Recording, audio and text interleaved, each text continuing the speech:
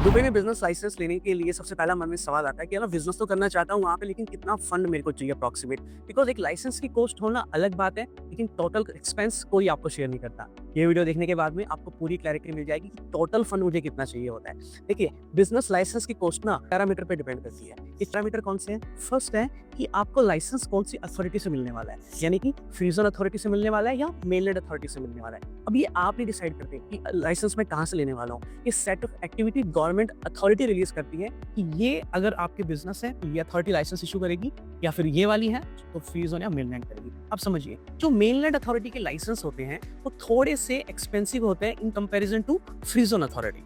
ठीक है, एक तो ये फैक्टर हो गया। सेकंड फैक्टर होता है नंबर ऑफ शेयर होल्डर, यानी कि अगर आपके लाइसेंस में एक शेयर होल्डर है, स्पेसिफिकली मेनलैंड के केस में, तो लाइसेंस कॉस्ट नॉर्मल रहती है। अगर आपने 2 शेयर होल्डर किए, 3 किए, 4 किए, तो जैसे जैसे आपके number of share holder increase होते जाएंगे, आपकी लाइसेंस की कॉस्ट भी इंक्रीज होती जाएगी। फ्री जोन के केस में कुछ नंबर ऑफ शेयर होल्डर तक नॉर्मल रहती है, उसके बाद वहां भी इंक्रीज हो जाती है। तो थर्ड फैक्टर कौन सा है? थर्ड फैक्टर है आपकी बिजनेस की एक्टिविटी। नेचर ऑफ बिजनेस पे भी डिपेंड करता है। देखो, नॉर्मल प्राइस सबके लिए सेम होता है, लेकिन कुछ नेचर ऑफ बिजनेस ऐसे होते हैं कि गवर्नमेंट उसके लिए एक्स्ट्रा आपसे चार्ज करती है उस बिजनेस एक्टिविटी के लिए। एग्जाम्पल की आप समझो, जैसे कि रियल एस्टेट का बिजनेस है, तो रियल एस्टेट के बिजनेस में बिजनेस की एक्टिविटी के हिसाब से भी एक्स्ट्रा आपको पे करना पड़ता है। कि मैं आपको क्यों समझा रहा हूँ? देखिए, क्या होता है कि आपको नॉलेज नहीं है कि कैसे बिजनेस में स्टार्ट करूँ मैं अपनी होम कंट्री में, तो बहुत ईजी है मैनिपुलेट करना, किसी को भी कम इन्फॉर्मेशन देके बिजनेस को स्टार्ट कराना। देन उसके बाद पता चलता है कि यार ये पैसे भी लगेंगे, ये भी लगने वाले हैं। तो इसीलिए मेरा पर्पस ये है कि आपको कंप्लीट ट्रांसपेरेंसी के साथ में सारी इन्फॉर्मेशन शेयर करना। अब मैं चलता हूँ अगले पॉइंट पे, एक्सटर्नल अप्रूवल। यानी कि बहुत सारे बिजनेस ऐसे होते हैं जिसमें एक्सटर्नल अप्रूवल लेनी पड़ती है स्पेसिफिक मिनिस्ट्री से। जैसे कि अगर आपको मान लीजिए कुछ ट्रांसपोर्ट से रिलेटेड बिजनेस स्टार्ट करना है, तो आरटी की अप्रूवल लेनी पड़ती है। अब मान लीजिए आपको बिजनेस स्टार्ट करना है रेस्टोरेंट का, तो उसके लिए म्युनिसिपैलिटी की अप्रूवल लेनी पड़ती है। अब मान लीजिए आपको योगा सेंटर ओपन करना है, तो यूथ एंड स्पोर्ट मिनिस्ट्री से आपको अप्रूवल लेनी पड़ती है। अभी जो अप्रूवल है ना, इनकी कॉस्ट जो है एक्स्ट्रा होती है, जो आपको अलग से पे करना पड़ता है। कुछ कॉस्ट बहुत मिनिमम होती है, कुछ कॉस्ट थोड़ी ज्यादा भी होती है, तो ये आपको जरूर ध्यान रखना है। ठीक है, अब अगला फैक्टर आता है आपके ऑफिस स्पेस का। यानी कि मेनलैंड के केस में क्या होता है कि जितना भी आप ऑफिस रेंट पे लेते हैं और उसका 1 साल का जो रेंट होता है, उसका 5% भी एडिशनल आपके लाइसेंस की कॉस्ट में ऐड होता है, जो दुबई म्युनिसिपैलिटी को यानी कि गवर्नमेंट को पे होता है। अब वो ऑफिस का रेंट डिपेंड करता है कि आपका छोटा ऑफिस है, बड़ा है, उसके ऊपर कंप्लीटली डिपेंड करता है। तो ये कॉस्ट वैरी होती है। तो जो मैं आपको अप्रॉक्सीमेट कॉस्ट बताऊंगा, उसके अंदर ये 5% ऑफ योर ईयरली रेंट जो होगा, ये एडिशनल आपको उसमें ऐड करना पड़ेगा। हाँ, बट ऐसा जरूरी नहीं है कि आपको फिजिकल ऑफिस ही लेना है। अगर आपको लगता है कि मेरे को फिजिकल ऑफिस नहीं लेना या बहुत छोटा ऑफिस लेना है, तो वो भी आप ले सकते हैं, वर्चुअल ऑफिस भी आप ले सकते हैं। अब ऑफिस कितने तरह के होते हैं, कहाँ कहाँ पे होते हैं, क्या रेंट होता है, लोकेशन कौन सी होती है, इसके ऊपर मैं कंप्लीट अलग वीडियो बनाने वाला हूँ। चैनल को सब्सक्राइब कर लें। अगर आप फ्री जोन से लाइसेंस लेते हैं तो ऐसी कोई स्पेसिफिक एडिशनल कॉस्ट नहीं ऐड होती है लाइसेंस के अंदर, जैसे कि मेनलैंड के अंदर हो रही है ना 5% वाली, ये सब नहीं होता उधर। ये थी वो कैटेगरी जिसके ऊपर डिपेंड करेगा कि टोटल आपका बजट कितना होना चाहिए। अब हम बात करते हैं कि अप्रॉक्सीमेट बजट कितना होता है एक बिजनेस को स्टार्ट करने के लिए दुबई में। मैं इसको 3 कैटेगरी में डिवाइड करता हूँ। फर्स्ट है आपका प्री लाइसेंस कॉस्ट, यानी कि जो लाइसेंस की एक्चुअल कॉस्ट आती है आपकी। सेकंड है पोस्ट लाइसेंस कॉस्ट, यानी कि लाइसेंस लेने के बाद में भी कुछ खर्चे होते हैं जो मैंडेटरी हैं, जो आपको करने ही पड़ेंगे। एंड थर्ड उसके बाद में आती है आपके बिजनेस की फिक्स्ड एंड ऑपरेशनल कॉस्ट, जो बिजनेस को रन करने के लिए आपको चाहिए। अब मैं आपको समझाता हूँ कि अप्रॉक्सीमेट कितना पैसा एक्चुअल में आपका लगने वाला है दुबई में बिजनेस स्टार्ट करने के लिए। तो सबसे पहले हम बात करते हैं फ्री जोन लाइसेंस की। तो फ्री जोन लाइसेंस में भी अगेन वो डिपेंड करता है पैरामीटर्स पे, बट अप्रॉक्सीमेट एक कैटेगरी है दुबई फ्री जोन की, दूसरी कैटेगरी है आउटसाइड दुबई फ्री जोन, क्योंकि बिकॉज यूएई में more than 50 free zone authorities है, 50 से ज्यादा फ्री जोन है। ऑब्वियसली हम आपको गाइड करते हैं कि आपके बिजनेस के अकॉर्डिंग कौन सा फ्री जोन आपके लिए ठीक रहेगा। आउटसाइड दुबई जैसे कि अजमान हो गया, रसल खेमा हो गया, शारजा हो गया, अगर वहां पे आप अपनी कंपनी रजिस्टर करते हैं फ्री जोन के अंदर, तो उसका ओनली लाइसेंस आ जाता है 6-7 हज़ार दिरहम के आसपास, 8 हज़ार दिरहम के अंदर, डिपेंड करता है, हर फ्री जोन का अलग है, बट अप्रॉक्सीमेट 7,000 के आसपास प्राइस रहता है ओनली लाइसेंस का। ये है आपकी लाइसेंस की cost, which is pre licence cost. ठीक है, इसके बाद में आता है पोस्ट लाइसेंस कॉस्ट। तो पोस्ट लाइसेंस कॉस्ट में जैसे कि मान लो आपको इन्वेस्टर वीजा लगाना है अपने लिए खुद के लिए, तो आपके वीजा की कॉस्ट होगी। आपको अपने एम्प्लॉय का वीजा लगवाना है, तो उसकी कॉस्ट होगी। वो मैंडेटरी नहीं है, लेकिन अगर आपको चाहिए तो वो कॉस्ट भी आपकी लगती है। अगर आप एक इन्वेस्टर वीजा लेते हैं साथ में, तो अप्रॉक्सीमेट कॉस्ट आती है 15,000 दिरहम के आसपास, जिसमें अगेन लाइसेंस 1 साल का है और आपकी वीजा इन्वेस्टर वीजा 2 साल का होता है।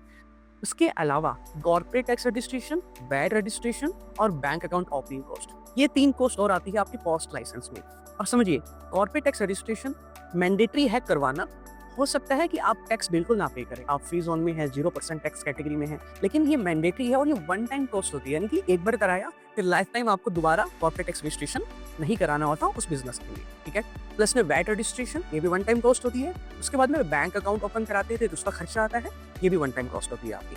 तो ये चीज़ें हैं जो पोस्ट लाइसेंस कॉस्ट के अंदर आती है। तो अगर मैं इंडियन करेंसी में बात करूँ अप्रॉक्सिमेट टोटल कॉस्ट 5 लाख के आसपास लग जाती है। आपका bank account opening, corporate tax registration, VAT registration का अगर आप काउंट करो सब कुछ। ये मैं बता रहा हूँ आउटसाइड दुबई जो फ्री ज़ोन है, शारजाह, अजमान और रस अल खैमा। तो ये मैंने आपको टोटल कॉस्ट बताई है अप्रॉक्सिमेट और आउटसाइड दुबई फ्री ज़ोन। तो इससे आपको एक ओवरऑल आइडिया लग जाएगा कि बिज़नेस स्टार्ट करने के लिए इतना पैसा तो एटलीस्ट मुझे मिनिमम चाहिए ही चाहिए।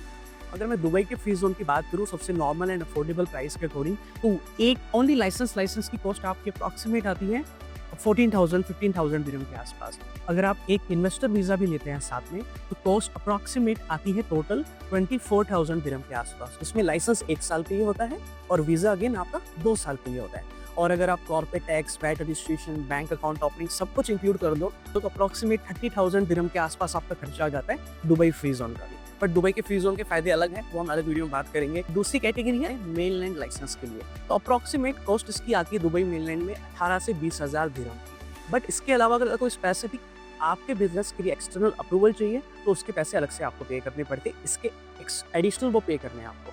प्लस में 5% of your yearly rental value, वो भी इसमें ऐड हो जाएगा आपका। Normal on an average investor visa की कॉस्ट जो आती है दुबई मेनलैंड के अंदर अप्रॉक्सिमेट आती है 4,000 दिरहम के आसपास। और एम्प्लॉयमेंट वीज़ा की कॉस्ट अप्रॉक्सिमेट आती है 6,000 से 8,000 दिरहम के बीच में। ये कैटेगरी पे डिपेंड होता है, बट ये आप बजट लेके चलो। अप्रॉक्सिमेट आइडिया दूँ मेनलैंड लाइसेंस का, तो 20,000 के आसपास आपका लाइसेंस का खर्चा था। प्लस में आपका मान लीजिए एक इन्वेस्टर वीज़ा भी है खुद का, 4,000 उसका खर्चा है। देन कॉर्पोरेट टैक्स, वैट और बैंकिंग, ये सब मिला के अप्रॉक्सिमेट 30,000 दिरहम आप लेके चलो। 30,000 दिरहम अप्रॉक्सिमेट आपका हो जाता है 7 से 8 लाख का खर्चा इंडियन करेंसी में, मैं आपको बता रहा हूँ। तो इट्स विच इज़ नॉर्मल, मतलब ये बहुत नॉर्मल प्राइस है, बिकॉज आप पैसे जब कमाओगे तो दिरहम में ही कमाओगे, तो इनकम भी उसी में आपकी आती है। और जो आपको कॉर्पोरेट टैक्स इतना लेस है, पर्सनल इनकम टैक्स कुछ भी नहीं है, उसके आगे ये कॉस्ट कुछ भी नहीं होती जब आप स्टार्ट करते हो बिजनेस। तो ये था दुबई मेनलैंड का, मैंने आपको बताया। लेकिन ऐसा नहीं है कि आप जहाँ चाहे वहाँ बिजनेस कर सकते हैं। अगेन डिपेंड करेगा आपके बिजनेस पे कि आप अथोराइज्ड है कि नहीं वो बिजनेस करने के लिए फ्री जोन में। उसके लिए आपको हमारे साथ में कंसल्टेशन बुक करनी है और हम आपको गाइड कर देंगे। अब इसमें जो लाइसेंस है आपका वो 1 साल के लिए होता है, हर साल आपको लाइसेंस रिन्यू करना पड़ता है, ठीक है। ऐसे ही जो आपका वीज़ा होता है वो 2 साल का होता है, इन्वेस्टर वीज़ा भी 2 साल का होता है और आपका जो एम्प्लॉयमेंट वीज़ा होता है वो भी आपका 2 साल का होता है, वो 2 साल के बाद आपका रिन्यू होता है। अगर इसकी मैं पूरे टाइमलाइन की बात करूँ, एकदम स्टार्टिंग से लेके पूरे एंड टू एंड प्रोसेस के लिए, तो अप्रॉक्सिमेट 1.5 से 2 महीने का टाइम लग जाता है पूरे प्रोसेस होने में, बिकॉज सैटरडे संडे ऑफ होता है। क्योंकि आपका इसमें स्टार्टिंग में आपका इनिशियल अप्रूवल होता है, देन उसके बाद में आपका मेमोरेंडम साइनिंग होता है, देन उसके बाद में आपका लाइसेंस इशू होता है, कोई एक्सटर्नल अप्रूवल है, उसके बाद आपका वीज़ा निकल के आता है, देन आप मेडिकल के लिए जाते हो, फिर बायोमेट्रिक्स होती है, फिर आपका वीज़ा इशू होता है, स्टैंपिंग होकर आपकी एमिरेट्स आईडी आती है, फिर उसके बाद आप बैंक अकाउंट के लिए अप्लाई करते हो, कॉर्पोरेट टैक्स होता है, वैट रजिस्ट्रेशन होता है। तो एंड टू एंड प्रोसेस में अप्रॉक्सीमेट इतना टाइम लग जाता है। कभी आपके पास टाइम नहीं है, आप आ नहीं सकते उस टाइम पे, कभी अपॉइंटमेंट नहीं मिलता है, तो आप इतना टाइमलाइन लेके चलिए, जल्दी भी हो जाता है काम, बट एक नॉर्मल टाइमलाइन आप इतना दिमाग में लेके चलिए मेनलैंड लाइसेंस के लिए। और जब आपका बिजनेस ही सब कुछ सेटअप हो जाएगा, देन ऑब्वियसली अगर आपका कोई ट्रेडिंग बिजनेस है, कोई रेस्टोरेंट है, तो उसका इक्विपमेंट और उसकी मशीनरी, देन स्टाफ की सैलरी, वो सब आपका फिक्स्ड एंड ऑपरेशनल कॉस्ट वो आपको काउंट करनी है कि वो आपकी कितनी लगने वाली है। तो ये एक ओवरऑल मैंने आपको ओवरव्यू देने की कोशिश की है, समझाने की कोशिश की है, ताकि आप थोड़ा सा अपना बजट उसके अकॉर्डिंग प्लान कर सकें, ठीक है। बाकी मैं और बहुत सारी वीडियोस बनाने वाला हूँ, मुझे पता है बहुत सारे सवाल है आपके मन में। उम्मीद करता हूँ कि आपको एक क्लैरिटी मिल गई होगी कि अप्रॉक्सीमेट फंड कितना चाहिए दुबई में बिजनेस स्टार्ट करने के लिए। आपके पास मेरा कॉन्टैक्ट नंबर, आप कॉल कर सकते हैं, मैसेज कर सकते हैं। बाकी कोई सवाल है स्पेसिफिक तो कमेंट बॉक्स में लिख के बताइएगा, मैं कोशिश करूँगा नेक्स्ट वीडियो में उसको कवर करने की है। बाकी अभी हमने प्लान किया, अगली वीडियो में हम बात करेंगे कि फ्री जोन को कैसे डिसाइड किया जाए कि कौन सा फ्री जोन अच्छा है, कौन सा फ्री जोन बेकार तो नहीं कह सकते, बट सबके अपने अपने फ़ायदे हैं, कुछ नुकसान है, किसकी कॉस्ट ज़्यादा है, किसकी कॉस्ट कम है, स्पेसिफिक मतलब उसके पैरामीटर्स होते हैं, तो वो हम डिटेल में समझने वाले हैं अगली वीडियो के अंदर। और आपको क्या करना है, चैनल को सब्सक्राइब, वीडियो को लाइक करना है और मुझे बताना है कि आप कौन सा बिजनेस स्टार्ट करना चाहते हैं या सोच रहे हैं करने के बारे में, क्योंकि आज सोचोगे तभी कल को कर पाओगे। अगर आपके फ्रेंड्स सर्कल में, फैमिली में कोई भी बिजनेस कर रहा है, वो सोच रहा है कि मेरे को इंटरनेशनल बिजनेस को लेके जाना है, तो उस तक ये वीडियो जरूर शेयर कीजिएगा।